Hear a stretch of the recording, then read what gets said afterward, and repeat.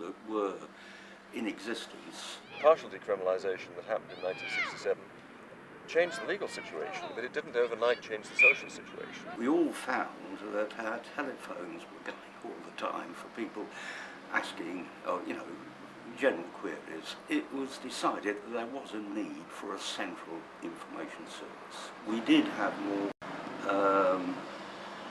legal advice and so on because there was much more difficulty with the police. It's the days when you had good-looking policemen in plain clothes acting as agent provocateur. To somebody coming out, they could well believe, as I cliche, that they were the only pervert in the parish. Luckily, there were some other perverts around who met up in a dingy basement in King's Cross. No, not for what you're thinking. At 6 p.m. on the 4th of March 1974, London Gay Switchboard started answering calls with just one phone line for a few hours each night. The Switchboard building that I knew in King's Cross above Houseman's bookshop was really like stepping back into a kind of 30s anarchist cell. It was all very cramped and a bit sort of stinky. We didn't have the Madonna headsets or anything like that. It was just regular old phones that you wanted, no computers or anything.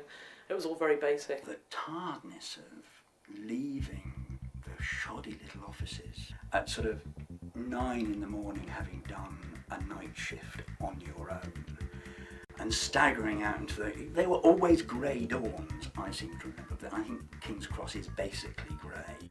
Despite volunteers braving the greyness of King's Cross, in those early days, not everyone could always get through. At 19, I had to confront my sexuality with my family, which was very difficult, obviously, because to be queer, as I was called in them days, in Liverpool was totally taboo. I'd heard that London was the big, great city to come to. You could be who you wanted, when you wanted, and how you wanted. And that to me sounded wonderful. I arrived totally homeless, totally on my own. It was rough being out there, it was rough being on the street.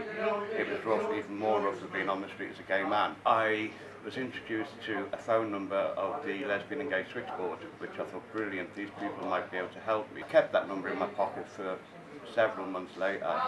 And then I decided I was really down, really depressed, really lonely. I'd had my money stolen, I'd had my cardboard stolen, and I tried for 12 hours to get through to that phone number. Unfortunately, 12 hours later, the phone was still ringing.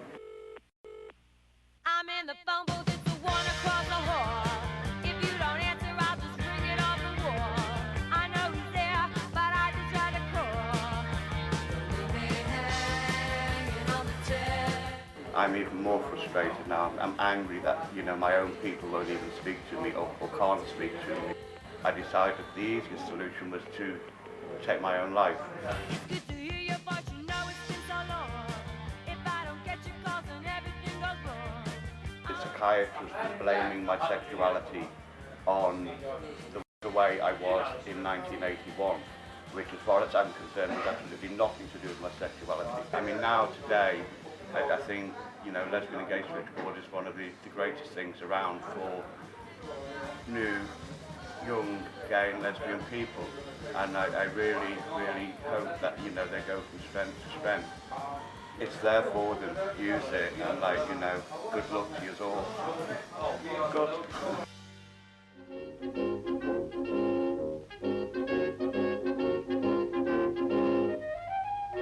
So why do people volunteer for Switchboard?